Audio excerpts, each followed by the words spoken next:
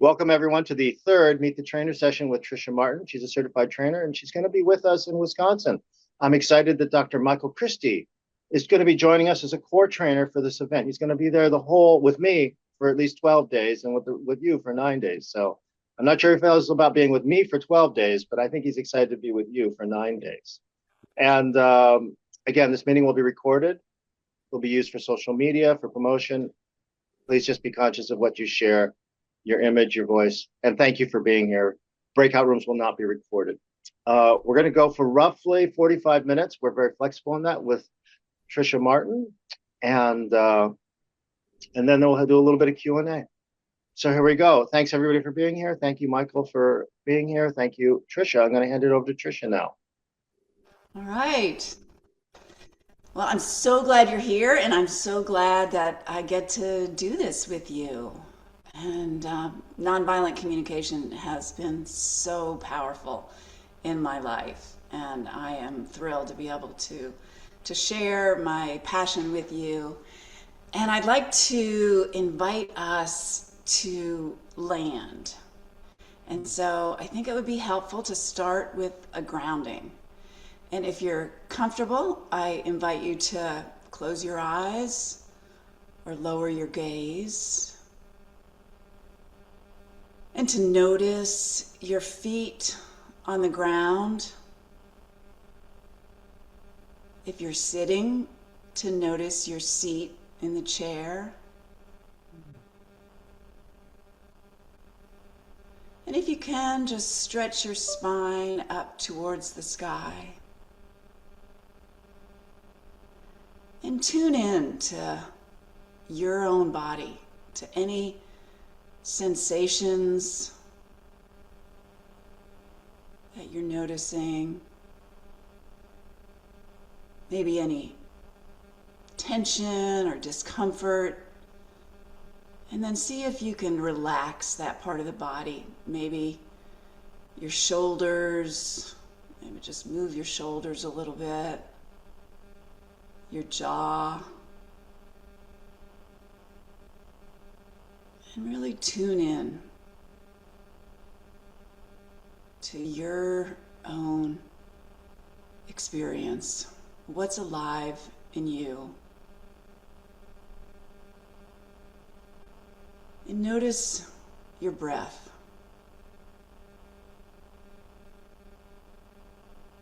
Maybe you can feel your heart beating.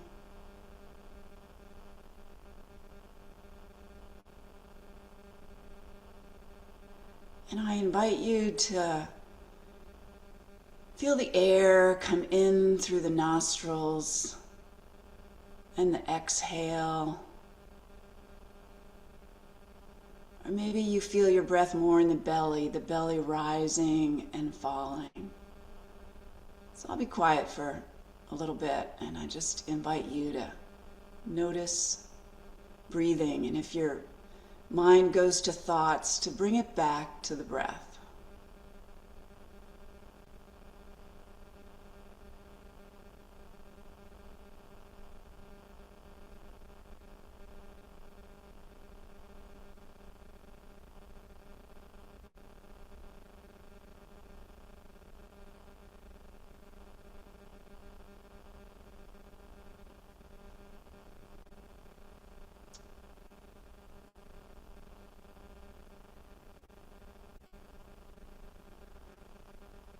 And we'll end with the words from Thich Nhat Hanh, I have arrived, I am home.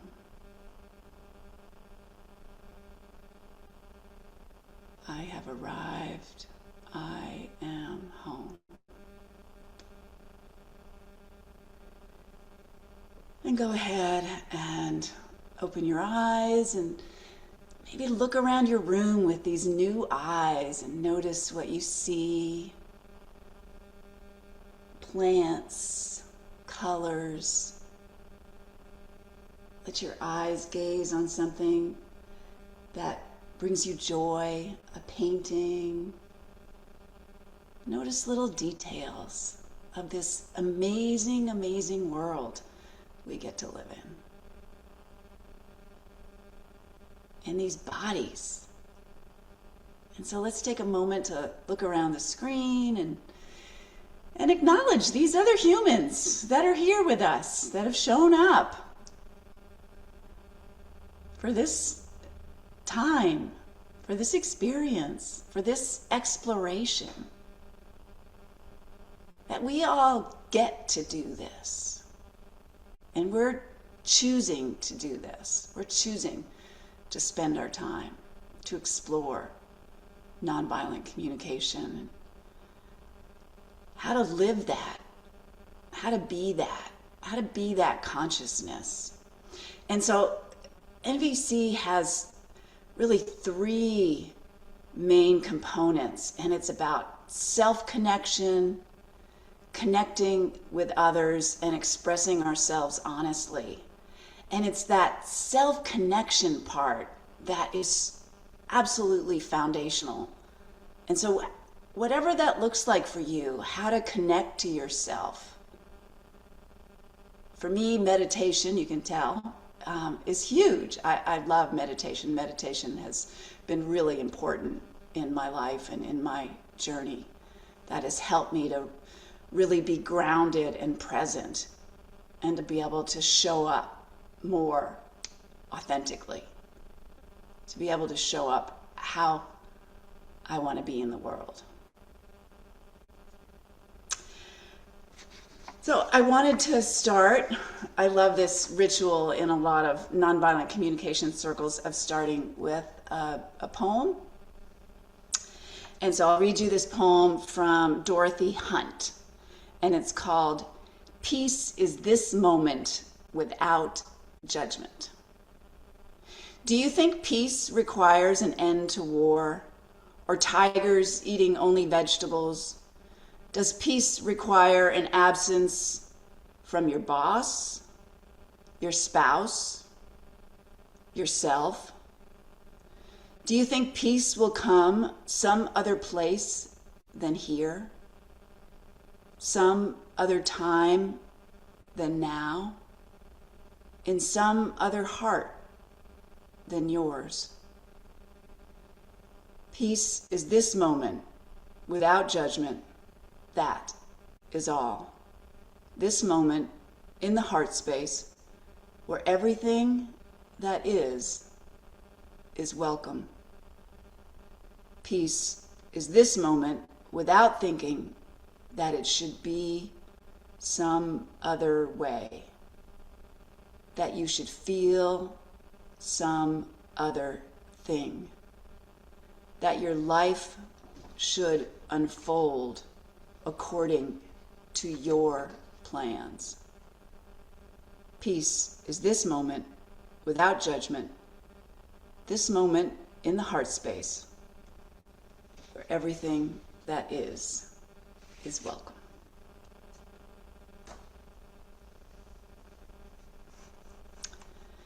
So I'd love to open it up and hear some different voices, how that landed for you, if you notice any shift from when I asked you when you first arrived, any feelings you noticed to what you're feeling now. I'd love any reflections.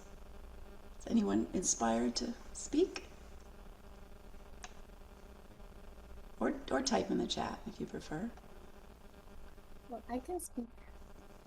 I'm Carla, and thank you for opening the mic.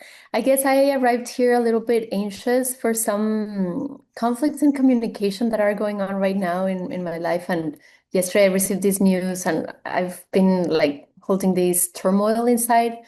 So just coming back to the grounding and breathing reminded me, even before you read the poem, I was already like, this is the right place where I am called to be in, accepting my reality and knowing that I'm no victim. I'm here owning my life, and I enjoy these moments. And even my heart grows in compassion to face these conflicts from a different perspective. I'd love to hear that. Yeah, really hearing your choice, you're owning this. Yeah. Anybody else inspired to share?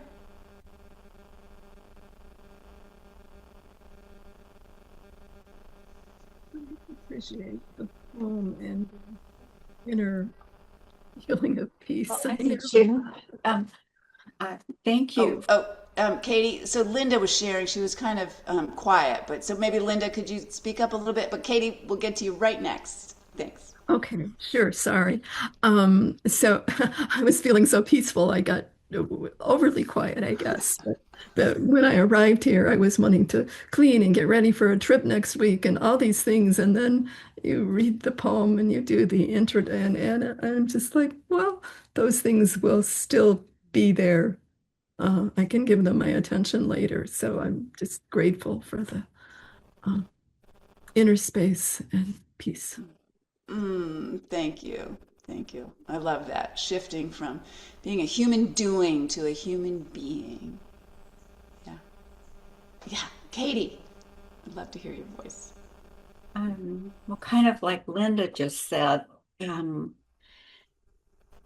really, it helped me feel settled and reminded that how easy it is to just get pulled away from myself and run around trying to fix things, so to speak. But just to come back to myself, this is where peace is. This is where I need to do the work. Yeah. Thank Beautiful. you. Thank you. Yeah. Yeah. This is the practice. Every moment. Every moment. Yeah. Ah, thank you. I notice I'm really enjoying hearing more voices and hearing what's up for you. Really, brings us into community in this virtual setting that we're in, and looking forward to the opportunity to be together in person. And so I wanted to just share a little bit about me and my experience with IITs, and then jump into our practice of talking about mini repairs. So from rupture to repair. So I came to nonviolent communication because of a big challenge in my life, because of a big rupture.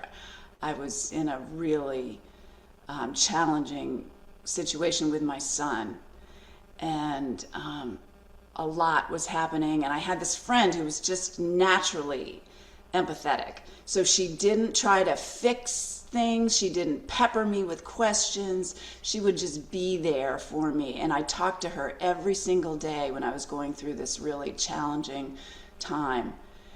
And she was traveling, and she said to me, I'm about to enter this national forest and I'm not going to have phone connection. But I've heard of this thing called nonviolent communication. You might want to check it out. So I binge watched Marshall Rosenberg's videos, and I found a trainer in my state. I live in Florida, and that trainer is a lady who is one of the trainers for this IIT, Stephanie Bachman-Matai. And so Stephanie accompanied me and my son through our challenges. And so we would drive an hour and a half over to her place and got to do some in-person things together. And we just developed a connection. And so it has been huge. Nonviolent communication, I can say, has transformed my life, together with meditation. So I'm so passionate about sharing it, and so passionate about living it, and really sharing this consciousness. I listened to something recently, and the person said, we have access to so much information. Information is not what we need. What we need is wisdom. And so, I've been on the planet a while. And I am excited to share what wisdom I have gained, and to pass that along. I think of my heart as being broken open. So not broken, but broken open. And I have to say, just to, put a little bow on the story, my relationship with my son is amazing. And he has taught nonviolent communication classes with me, and it's wonderful. So you've got the, 20, whatever age he was at the time, 22-year-old perspective, and then the mom perspective. So it's really, really super fun. And I want to just share that what's wonderful about the IIT experience is that you have exposure to all these different trainers, and you'll find that you're aligned with some trainers more than others, and that shifts.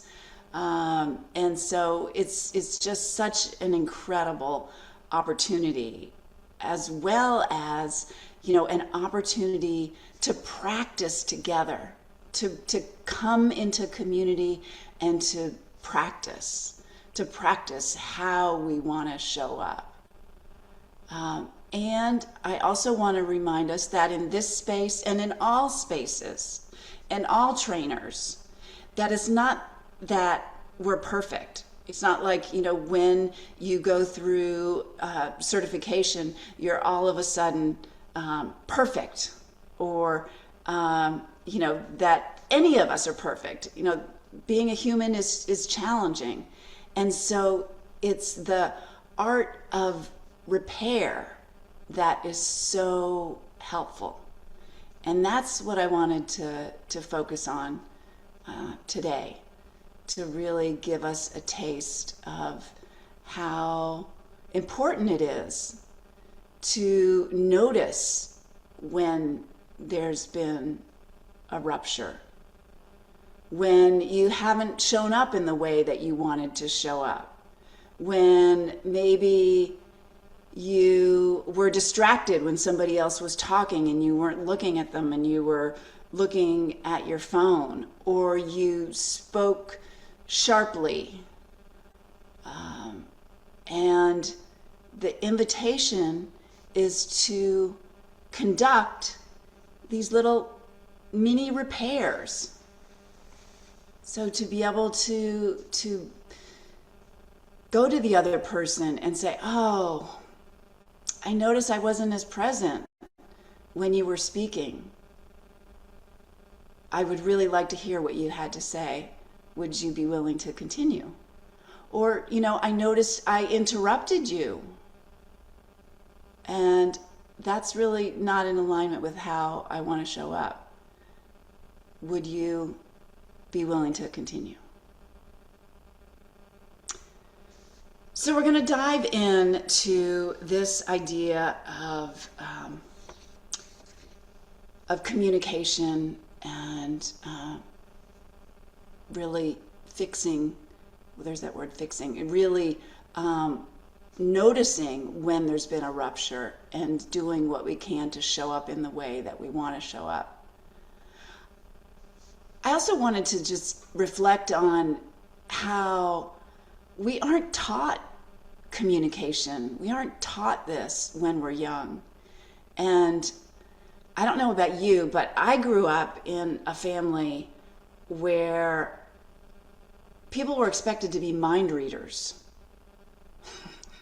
I can remember, and I can hear my mother's voice saying to my dad, Jimmy, you should know how I feel. Oh boy.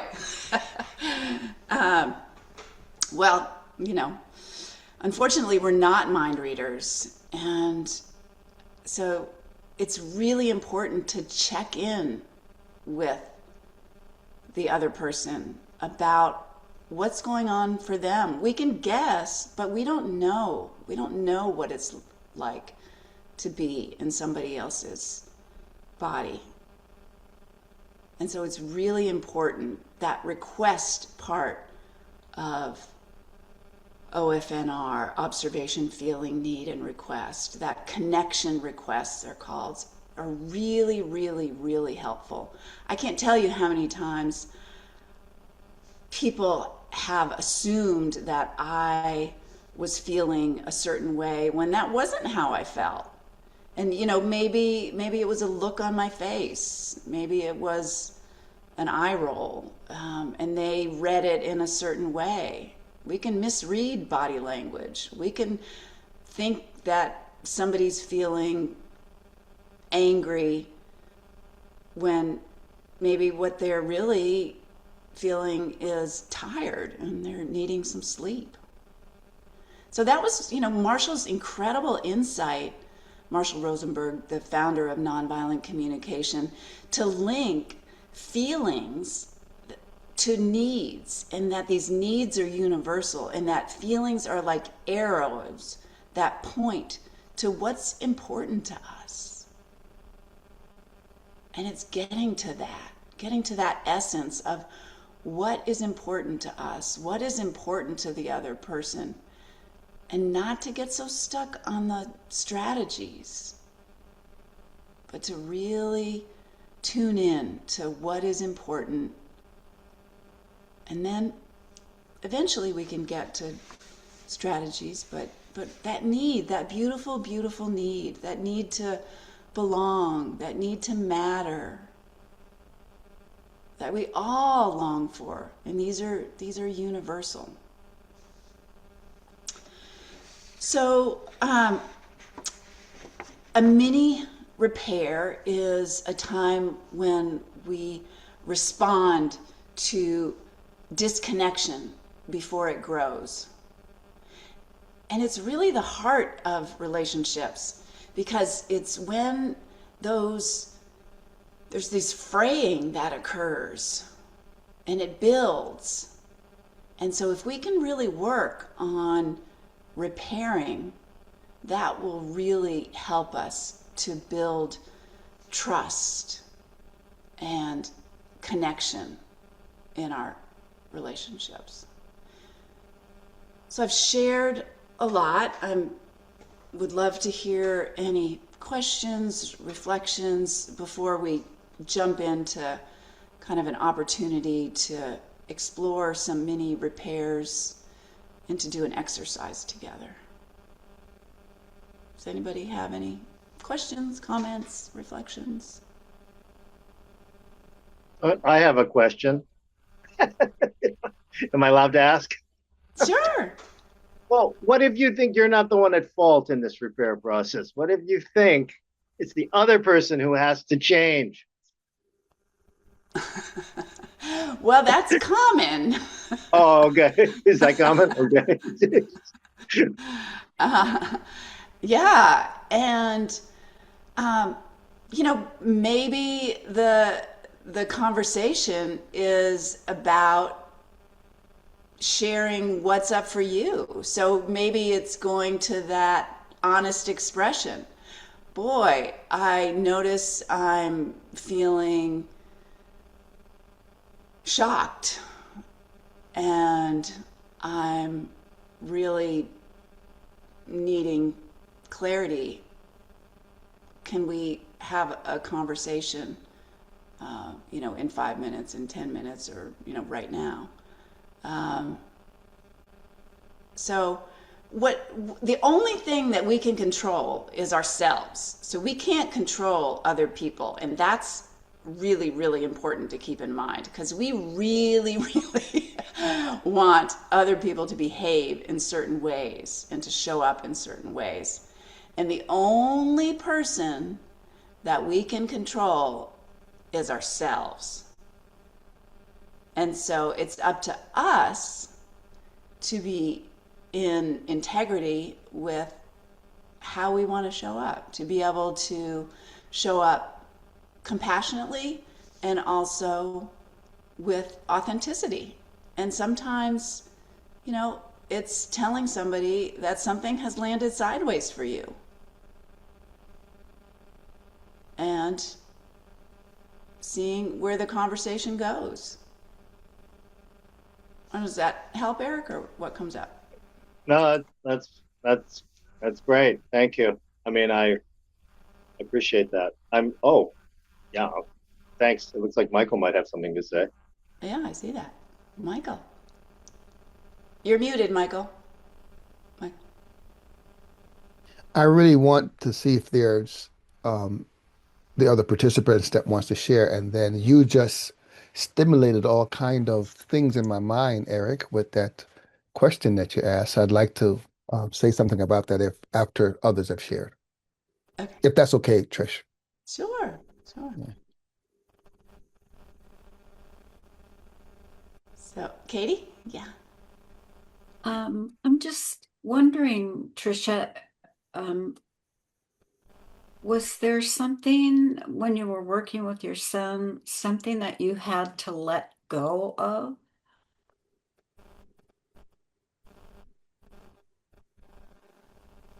Um,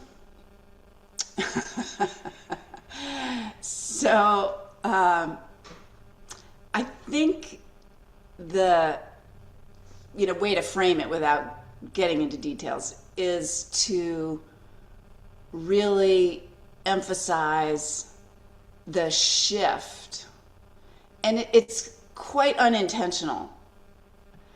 I was certainly not trying to be judgmental, but I think that's how he experienced me. I grew up and had the upbringing that I had, and it was about, do your best, and you need to go to school, and you need to, do well in school, and you need to do this and this and this. And so I think it's just, showing up in ways, like I was saying, we're not even aware of how we're communicating, or I was not aware of how I was communicating. I was not aware that how I was showing up was perceived as judgmental. And so this, is the huge insight of nonviolent communication, of, how to move from judgment to observation, instead of saying things are good or bad. It's an observation. And this is how it lands for me. And, I love that whole example of, something can happen and 6 people can see that same thing happening, and you'll get 6 different reactions to that one stimulus. And, that's everybody's perceptions, or the story of, the elephant, and you've got, people that are touching the elephant's tail, and they're, saying it's like a rope. And there's somebody that's touching the elephant's ear, and they're saying it's a fan. We all have different perspectives, and how to, celebrate that and acknowledge that. And to really, acknowledge, and especially, what's huge. I mean, that's what's so wonderful about this IIT is, you get 10 days and 5 different trainers and all these different perspectives to share, because, there's so many different windows that it opens up, and so many different avenues to go down to really help us to see that we can show up in a completely different way to experience the world, and have that move from that power over, especially with a parent-child relationship, there, and every relationship. I can speak at length around challenges that I faced in the workplace around power differences. And so nonviolent communication really helps us to raise our awareness of the role of power and how we're showing up in a way that is filled with judgment and expectations and, diagnosing people, and all those D's that lead to disconnection instead of, connection, when what I really longed for was connection with my son, was this, incredible love that I have for him. And instead we were in disconnection. So does that help, Katie, or it was a long-winded answer? There's a lot to it. Does anybody else have anything? I'm tracking Michael to get back to you. Anything Well, else? I Katie, can share a little bit. These last 5 months, I've been through a beautiful process. I read the book within the context of a whole 15-week program with a lot of help from every angles in my life, spiritual, psychological, psychiatric, and it was a beautiful journey. And I realized that many times lately in my relationships, I ended up making people feel so intimidated by me, for many reasons, right? But I came into this program very angry and like full of resentment for situations where I felt I was treated with injustice and that I was a victim and that I was totally innocent, and Mm-hmm. that my hands were clean and my conscience was like Mm-hmm. clear, and those bunch of incompetent people needed to Right. grow. Yeah. And throughout the process, it was very beautiful and humbling at the same time to realize that even though maybe I was right in the decisions, in the competence or incompetency of people, or in the imprudence, or in the whatever you name it, I was trying to fix everything from a place of judgment. I was sitting in that throne where I am judging you instead of in a place where I want to connect with you and I want to empathize with you and feel what you feel when I talk to you and when I tell you these truths that are already hard in themselves, then for me to add up like a face of aggression or a face of you're an incompetent idiot. Um, so I guess for me it has been a journey to only discover that. And I guess my question is, I have this maybe big expectation that I will learn to remain in that throne of compassion. So Mm. that from there, compassion is the one reigning in my dialogues, in my relationships. But I don't know if it's too much to expect, or if it's too good to be real, or if it's actually achievable, if it's actually something that I can accomplish. Obviously, we'll have ups and downs, and I am aware of that, but I'm just hoping that my life will make that big transition of shifting from this place of judgment to that my state in general can be compassion, even if sometimes I have, like little fallouts or things like that. So that's my question. Thank you for Yeah, that yeah. part, Oh, Michael. I love that, Carla, and I love the uh, reminder in from nonviolent communication of this need of this experience of shared reality. So as you were speaking, I was like, yes, I have so much shared reality, and and yes, I'll say, and I also want to put the reminder that we're never perfect. It's never going to be perfect, but that's the opportunity with the IIT, with being in practice groups, with reading, with being exposed to different trainers, is our skills get better and better. We embody the consciousness and that's where we go. So we go to compassion instead of to judgment. And maybe sometimes you do go to judgment, and that's okay. We acknowledge that. And, I don't know if you've watched Marshall's videos or how many trainers you've been exposed to, but, Marshall liked to use the jackal and the giraffe. So the giraffe is when we're in, compassionate consciousness, and the jackal is when we're in judgmental consciousness. And so what I celebrate is my awareness of noticing. Oh, I notice.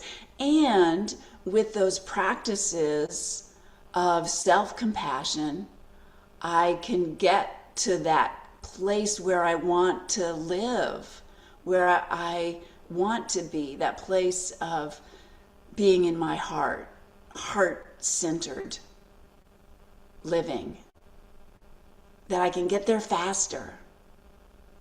And it's not about perfect. And so that's what, this opportunity of repair is so beautiful, because, none of us are perfect. Being human is not easy. And many of us have decades of conditioning to overcome. And we can grow, and we can learn, and we can be in community together and help each other. And that's what's so beautiful. I mean, Michael and I have known each other for quite a while, and the beauty of being in community, and these IITs, 10 days of being together, and being able to practice together and practice repairing, that it's really beautiful. So thank you for your question. Yeah. Michael, what would you like to share?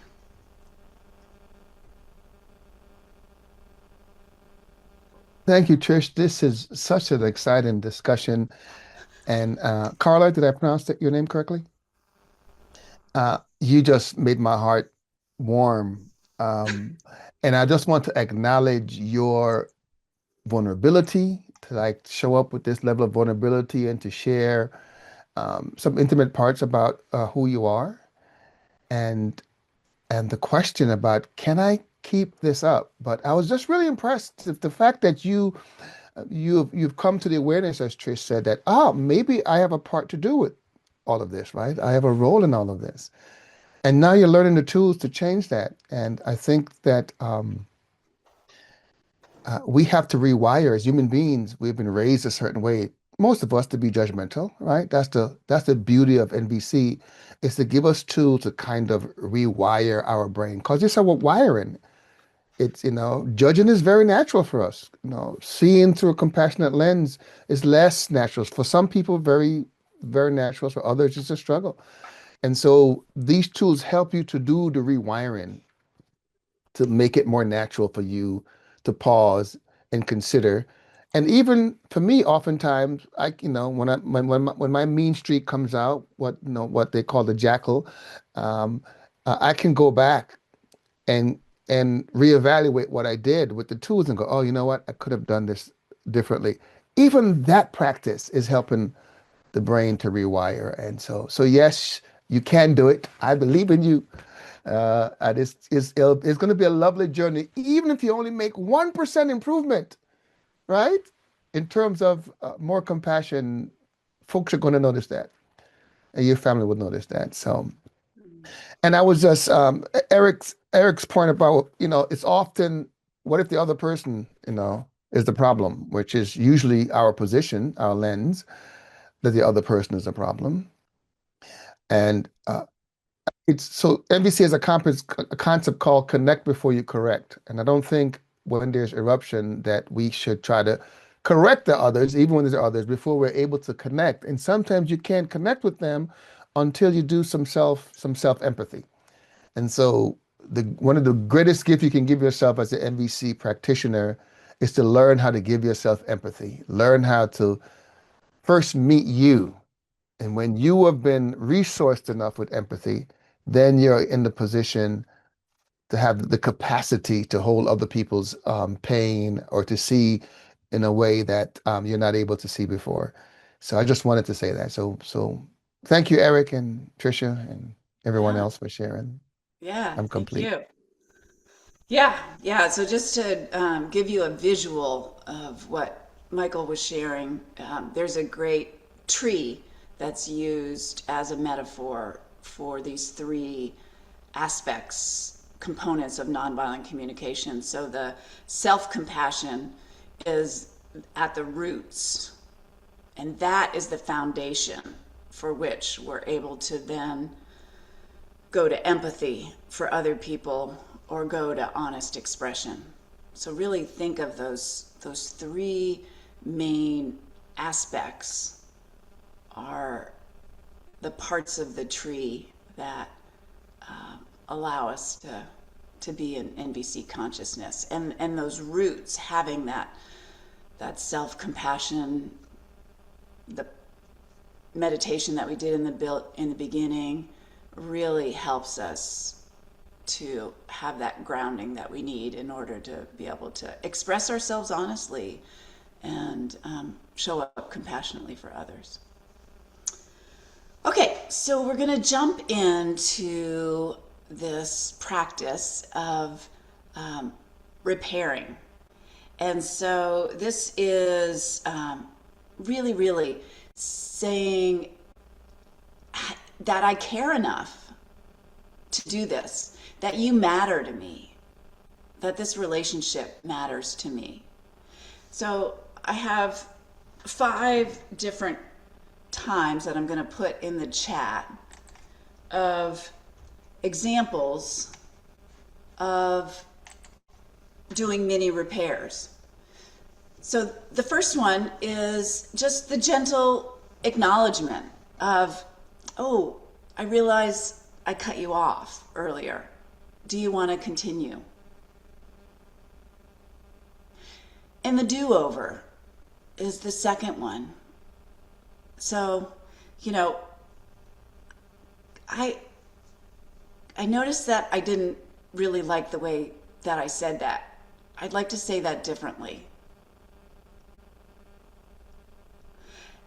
And the next one, the impact reflection. Oh, I realized that I was really distracted when you were speaking, and I want to be more present.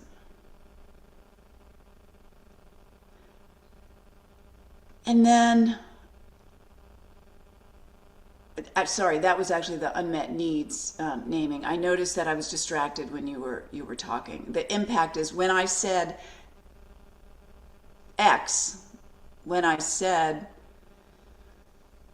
something, I noticed you got quiet.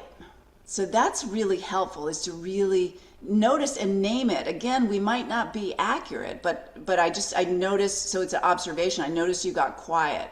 So being careful of not assuming that we know what's going on for the other person, but we do know when things get quiet, and I'm wondering how that landed for you.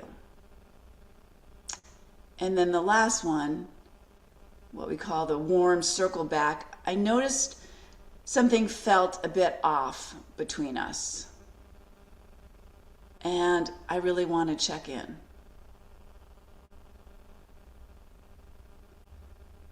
So those are ways that we can just do quick little mini repairs. And it doesn't have to be perfect, but the more that we get practiced in doing these kinds of repairs, the more we're going to really provide the care that relationships need.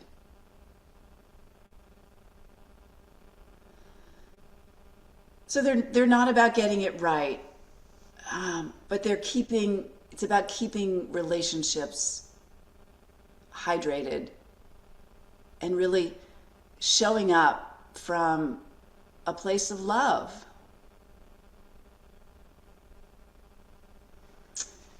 And so the invitation is for you to reflect on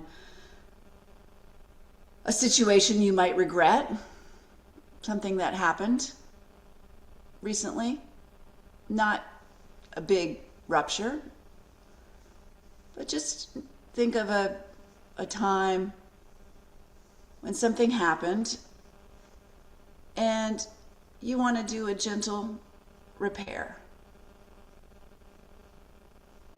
And so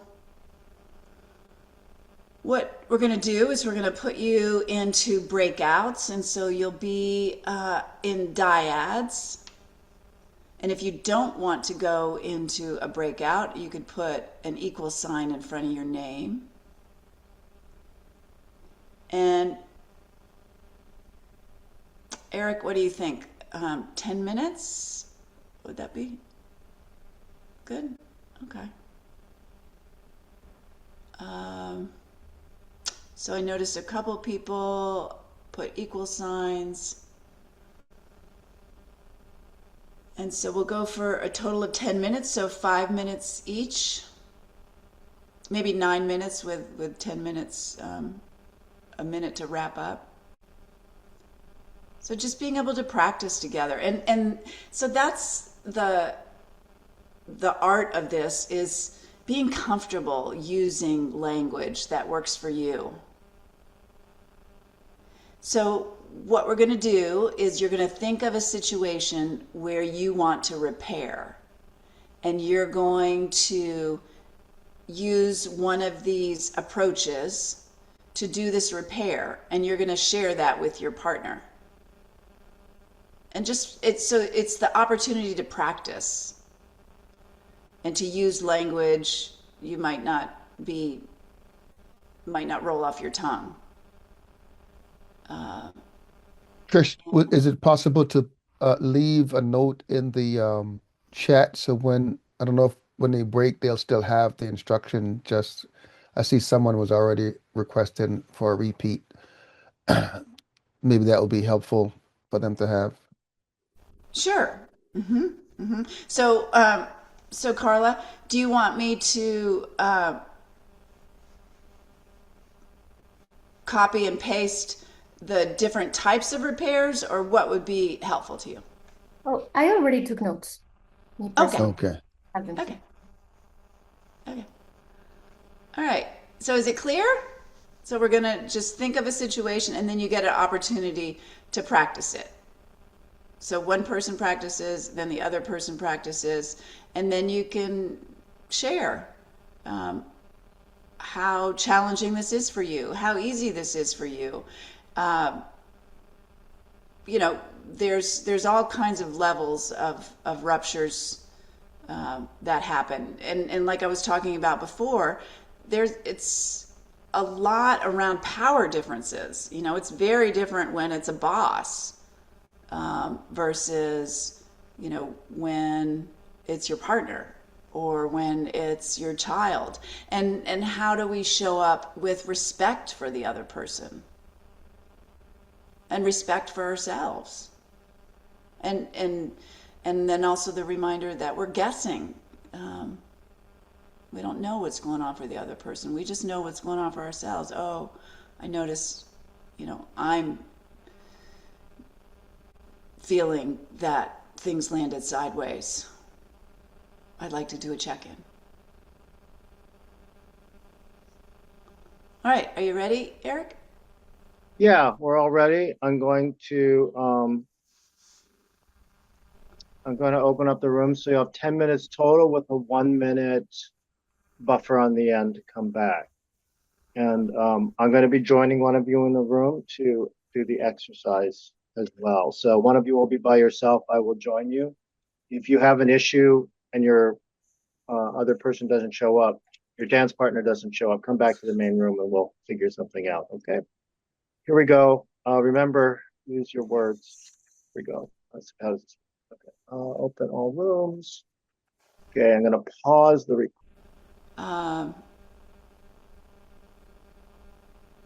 If not, we could move into our closing and having an opportunity for questions and answers.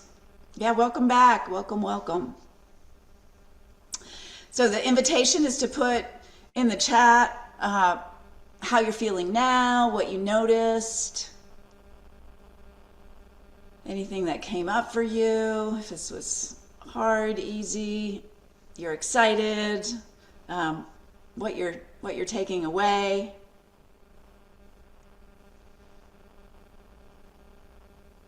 Somebody would like to unmute and share. That's good too. We are getting short on time.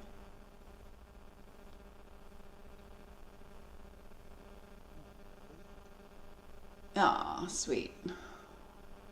Oh, neat. Yes. All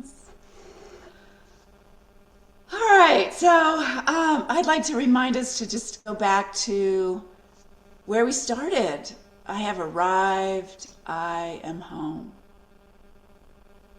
I have arrived. I am home. And I'm going to ask you to indulge me in sharing one of my poems. So I'm an aspiring poet. Okay, so it's short. That's the good news. I find peace within myself, beside water. I am mostly water, my roots sinking deep into the earth, birds resting on my limbs. By the water, I am at home. I ebb and flow. I belong. To be is to be in relationship. Be a bird. Be a tree. Be a river. Oh, thank you. Thank you all. It's been wonderful to be with you and share this little practice together. And so now what we're going to do is we're going to open it up to any questions that you have about what we've covered, any questions you have about the IIT, anything you want to share.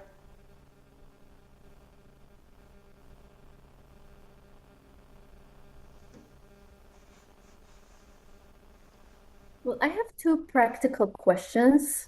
One is if there is an arrival time and a departure time, just because I'm driving and I would maybe I need to split the trip in two. It's an 8-hour drive from where I am, so just that's one question. And another random question, and I take the no for granted, but can I bring a dog? She's so cute. She's trained. She doesn't shed. She's like lovely.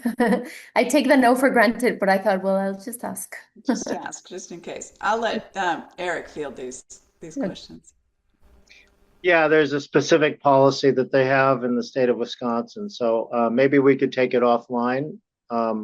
Generally, there's a specific requirement, which we just actually got from them on Monday or Tuesday. So maybe you and I could take it offline. I think the general thing is if your animal is a sort of service animal, then that is sort of required, then that would be it. If it were up to me, I'd say, yeah, everybody can bring their companion bunny or dog or cat, and I don't make those choices. So I would request not because I have severe allergies, and that would just be one more impetus that I would have to worry about. thank you, Linda. Thanks.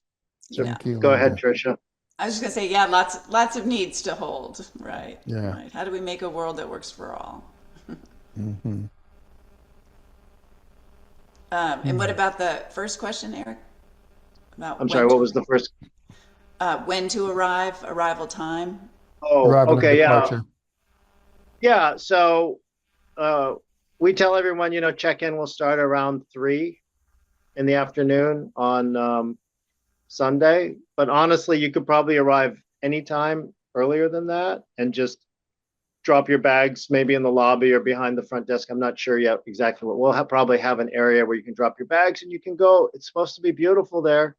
It's like right on the water. So there's woods, there's water, and just go walk around. And then we'll have stations set up for you to check in and get name tags and rooms and all of that. So I think we're starting on my memory for this IIT is we're starting on a Sunday. So yeah, if you want to arrive earlier than 3, it'll be fine. And just as a reminder, for those of you who don't know, we'll have what we call a heart collaboration sheet. And that's where you can share your contact information, something about yourself. And there'll be another tab on there that you can ask to carpool. So you can carpool potentially from Chicago, from Milwaukee or Madison. Milwaukee and Madison are close. And I think Green Bay is actually very close as well. I just found out I didn't know there's another airport in Green Bay, so that might be an option as well.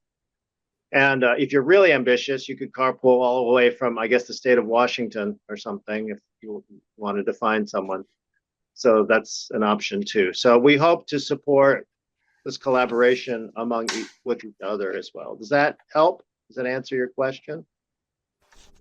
Yeah, I guess my question is, what's the latest I can arrive? Like if there's a talk or a conference or something on Sunday, so that I make sure that I arrive before the time and that I don't leave before we are done the final day. All right, thank you. Yeah, the dinner will be, I have to go check, but I can't remember what time dinner is, but basically we'll have an opening circle that will start somewhere between 6 and 7 in the evening. None of these things are essential, and it's really nice to be there for the opening of the container, to arrive and just mingle and meet people beforehand, to have dinner with people so you know a few people, and then the opening circle. So when you ask that question, the first sort of formal activities are after the check-in or dinner, and then the opening circle on Sunday. So I would say try to arrive before 6 on Sunday if you can. And I know flights are, it's just impossible sometimes to time things. So, yeah. She's driving. Oh, okay. Got it. Okay. It's one of those flying cars. Yeah, because that seems really safe. And then Eric, that it will be ending what time on Tuesday?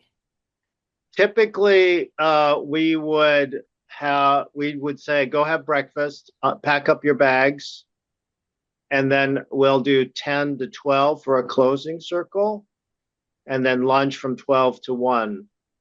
I think I put this in the helpful details document. I probably should read that at some point. So pretty much done at 12, lunch with everyone, and then the heartbreak of walking away from everyone at 1 o'clock. I mean, if you want to break your heart earlier and leave earlier, that's up to you. And you could probably just put your bags in a room and go walk around the grounds by yourself or with others too for a little bit. They probably won't kick us out immediately. Thanks for asking. Okay. Tricia, thank you. Michael, thank you. Carla, Katie, Linda, Earl, thanks for attending. I'd like to invite you all to just unmute your microphones and make some noise for Tricia and Michael, our trainers for this event. Yay! Yay, Tricia! Oh, there's Earl. Yay. Good to see you, brother Earl. Hey, thank you. I'm looking forward to seeing you a few times this summer, Earl. Let's see. Okay. Yeah, sounds good. Yeah. So remember, if you haven't signed up, sign up. And remember to get your friends and your enemies to sign up soon. Early bird's ending in about 2 weeks, maybe 3. I'll say 2 weeks, but it's 3 weeks. So sign up, tell your friends, tell your practice partners, tell everybody you think that needs NVC, everybody who needs to change in your life to make your life better. Get them to come to this event. Okay? All right. Again, I invite you all to just unmute and say goodbye, and we'll see you in 1 week. We'll have another session in 1 week. Bye. Thank you. Thank Bye. you. Bye-bye. Bye.